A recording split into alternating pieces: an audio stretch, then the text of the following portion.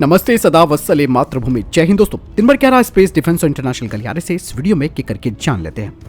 पहली अपडेट की बात करते हैं तो जम्मू कश्मीर से आ रही है, जहां पर भारतीय सेना ने आज 2 आतंकियों को ढेर कर दिया है। यह एनकाउंटर बडगाम एसएसपी ऑफिस के पास हुआ है, जहां पर सुरक्षा बलों को 2 आतंकियों की सूचना मिली थी और उसके बाद ऑपरेशन शुरू किया गया और आतंकियों को चारों तरफ से घेर कर इन्हें मौत के घाट उतार दिया गया। सेना की तरफ से कहा गया है कि एक कैब को जांच के लिए रुकने का इशारा किया गया, लेकिन अंदर मौजूद आतंकियों ने सुरक्षा बलों पर गोलियां चला दी, जिसके बाद जवाब भी तुरंत दिया गया। मारे गए दोनों आतंकवादियों की पहचान पुलवामा के अरबाज मीर और शाहिद शेख के रूप में हुई है, जो कि प्रतिबंधित आतंकी संगठन लश्कर से जुड़े हुए थे। हालांकि ये दोनों आतंकवादी पहले हाल ही में हुई मुठभेड़ में बच गए थे, लेकिन बाद में इनको इनकी सही जगह पर पहुंचा दिया गया है। बढ़ते हैं अगली अपडेट की तरफ, जो कि यूएनएससी को लेकर आ रही है। दोस्तों, भारत को यूएनएससी में एक बड़ी सफलता मिली है, जिसके तहत संयुक्त राष्ट्र सुरक्षा परिषद ने पाकिस्तान स्थित आतंकवादी अब्दुल रहमान मक्की को अपनी ISIL और अलकायदा प्रतिबंध समिति के तहत वैश्विक आतंकवादी घोषित कर दिया है।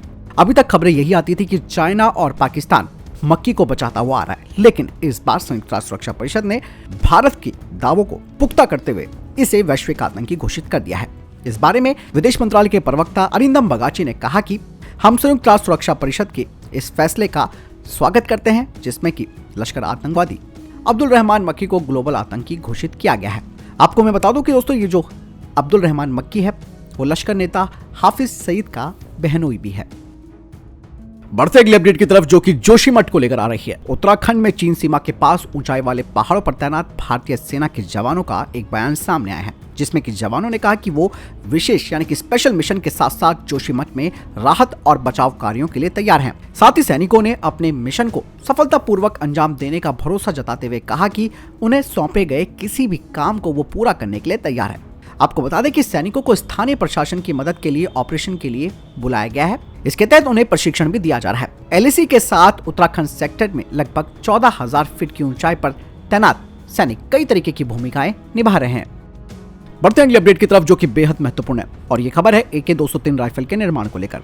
कहा यह जा रहा है कि Indo Russian rifle private limited ने AK-203 राइफल्स का निर्माण कार्य शुरू कर दिया है उत्तर प्रदेश के अमेठी में, जिसके तहत 6.7 लाख राइफलें तैयार होंगी भारतीय सेना के लिए और पहले बैच के तहत AK-203 राइफलें भारतीय सेना को जल्द ही मिलेंगी। रोजबोरन एक्सपोर्ट की तरफ से कहा गया है कि ये जो जॉइंट वेंचर है भारत और रशिया का, वो AK-203 के उत्पादन का भारत के अंदर 100% स्थानीयकरण यानी कि लोकलाइजेशन करेगा और ये जॉइंट वेंचर एक्सपोर्ट भी करेगा किसी तीसरे देश को। यही नहीं, यहाँ की जो प्रोडक्शन फैसिलिटी है उससे भी अपग्रेड किया जाएगा और एक नई राइफल बनाई जाएगी जो कि क्लाशनिकोव राइफल पर आधारित होगी।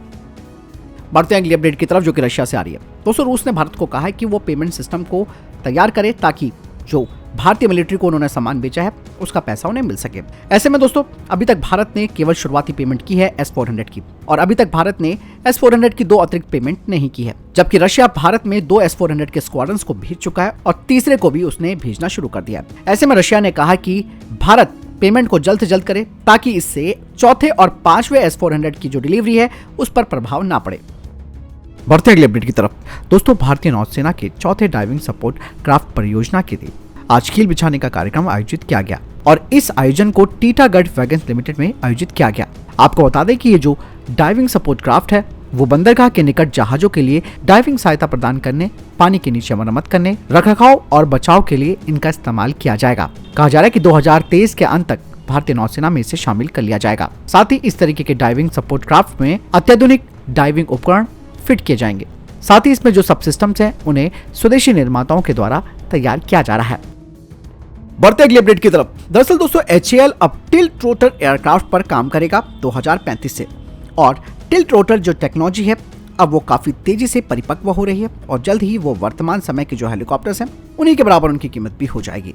दरअसल HAL की rotary wing research and design centre और aircraft research and design centre एक साथ काम कर रहे हैं, जिसके तहत वे अभी मल्टीपल फ्लेक्सिबिलिटी का अध्ययन कर रहे हैं इस टिल्ट रोटर टेक्नोलॉजी का। दरअसल टिल्ट रोटर जो एयरक्राफ्ट है वो टिल्ट और डायरेक्ट थ्रस्ट जमीन की तरफ करता है, जिससे कि वो आसानी से टेक ऑफ और लैंड कर सकता है वर्टिकली। इसके अलावा उड़ते वक्त वो अपनी पोजीशन को भी एडजस्ट करते हुए थ्रस्ट को आगे की तरफ भी कर सकता है। दोस्तों, भारत में इजिप्ट यानी कि मिस्र के एम्बेसडर ने कहा कि भारत और इजिप्ट डिफेंस कोऑपरेशन को और बढ़ाने वाले हैं और हाल ही में दोनों ही देशों ने जॉइंट एयर कॉम्बैट एक्सरसाइज और नेवल एक्सरसाइज भी की है और अब दोनों ही देश जॉइंट मिलिट्री एक्सरसाइज भी करने वाले हैं, जिसमें कि भारतीय सेना के स्पेशल फोर्स इजिप्ट की सेना के साथ राजस्थान में अभ्यास करेंगे। बढ़ते अगले अपडेट की तरफ। दोस्तों, भारतीय स्टार्टअप पैरालैक्स लैब्स ने HAL के साथ काम करना शुरू किया है, जिसके तहत वे वर्चुअल रियलिटी और artificial intelligence powered training solution को तैयार कर रहे हैं सुखोई 30 का ऑपरेशन और मेंटेनेंस करने के लिए। ये जो सॉल्यूशन है वो ऑपरेटर्स को सबसे ज्यादा जो जटिल प्रोसीजर्स होते हैं उन्हें ऑपरेट करने में मदद करेगा और इस वर्चुअल ट्रेनिंग में हाथों का इस्तेमाल करके रियल टाइम रेक्टिफिकेशन और परफॉर्मेंस एनालिसिस भी कर सकेंगे। बढ़ते हैं अगले अपडेट की तरफ। दोस्तों, स्वीडिश एरोस्पेस सैब ने कहा कि उन्होंने अडानी ग्रुप को अपने स्थानीय भागीदार के रूप से हटा दिया है। पहले इनके साथ वे स्थानीय रूप से ग्रिपेन ई का निर्माण करने वाले थे अगर वो 114 मल्टी रोल लड़ाकू विमानों का टेंडर जीतते हैं तो। हालांकि दोस्तों, साब इंडिया ने अभी तक अपने किसी अन्य भागीदार की घोषणा नहीं की है, लेकिन अगर उन्हें रक्षा मंत्रालय से अप्रूवल मिल जाता है तो वो भारत में लोकल मैन्युफैक्चरिंग करेंगे, जहां पर साब का जो स्टेक होगा यानी कि मेजोरिटी स्टेक 74% का होगा। हालांकि दोस्तों, मेरे समझ में नहीं आता कि साब बार बार अपने ग्रिपेन ई को, हमें नहीं लेना इनका ग्रिपेन ई, और ये बात साब को भी अच्छी तरीके से मालूम होनी चाहिए, लेकिन फिर भी वो पिच कर रहा है। आपको क्या लगता है दोस्तों, क्यों साब बार बार अपने ग्रिपेन ई को यहाँ पर पिच करता है? कमेंट सेक्शन में लिखकर जरूर बताइएगा। बढ़ते हैं अगली अपडेट की तरफ। दोस्तों, भारत और फ्रांस के बीच द्विपक्षीय नौसैनिक अभ्यास का 21वां संस्करण शुरू हो चुका है और ये अभ्यास वरुण है। नौसेना की तरफ से जारी बयान में कहा गया है कि इस साल के अभ्यास में स्वदेशी गाइडेड मिसाइल डिस्ट्रॉयर पोत INS चेन्नई, गाइडेड मिसाइल पोत INS तेक, समुद्री गश्ती विमान P-8I और ड्रोनियर, इसके अलावा हेलीकॉप्टर्स और MiG-29 के लड़ाकू विमान शामिल होंगे। वहीं दोस्तों, फ्रांस की तरफ से इस अभ्यास में विमान वाहक पोत चार्ल्स डी गॉल, युद्धपोत FS-4 और प्रोवेंस, इसके अलावा फ्रांस के सहायक पोत, इसके अलावा उनके समुद्री गश्ती विमान भी इस अभ्यास में हिस्सा ले रहे हैं। ये जो अभ्यास है वो 16 जनवरी से 20 जनवरी तक चलेगा। भारतीय नौसेना ने कहा कि दोनों ही नौसेनाएं समुद्री क्षेत्र में अपना युद्ध कौशल बढ़ाने का प्रयास करेंगी, समुद्री क्षेत्र में बहुआयामी अभियानों के संचालन की अपनी क्षमता को बढ़ाएंगी। नौसेना ने यह भी कहा कि पिछले कुछ वर्षों में इस अभ्यास का दायरा बढ़ा है, जिस कारण दोनों ही देशों की नौसेनाओं को एक दूसरे की सर्वोत्तम प्रथाओं से सीखने का अवसर प्रदान करता है। बढ़ते हैं अगले अपडेट की तरफ। दोस्तों, भारत अरुणाचल प्रदेश के पास यार्लुंग पर चीन के 60,000 मेगावाट के बांध को लेकर चिंतित हो चुका है। दरअसल चीन यार्लुंग नदी पर 60,000 मेगावाट का बांध बना रहा है। खबरों के मुताबिक बांध बनने के बाद चीन ब्रह्मपुत्र नदी के पानी को डाइवर्ट कर सकता है।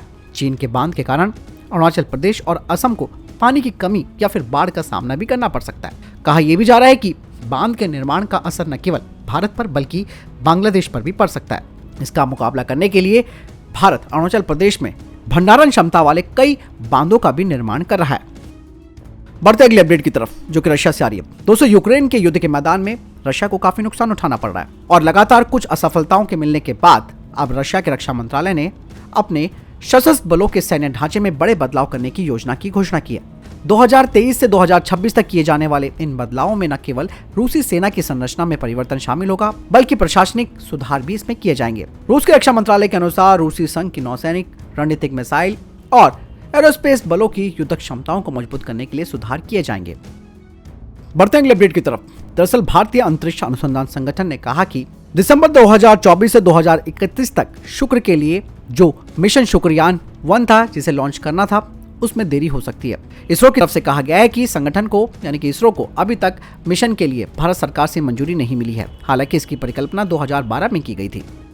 तो फिलहाल के लिए अभी तक के टॉप डिफेंस और स्पेस अपडेट। वीडियो के सामने कोई प्रश्न जवाब आपको कोई सवाल है कमेंट सेक्शन में लिखकर जरूर पूछ सकते हैं। वीडियो को लाइक जरूर कीजिएगा, शेयर जरूर कीजिएगा। मिलता हूं नई वीडियो के साथ। जय हिंद, वंदे मातरम।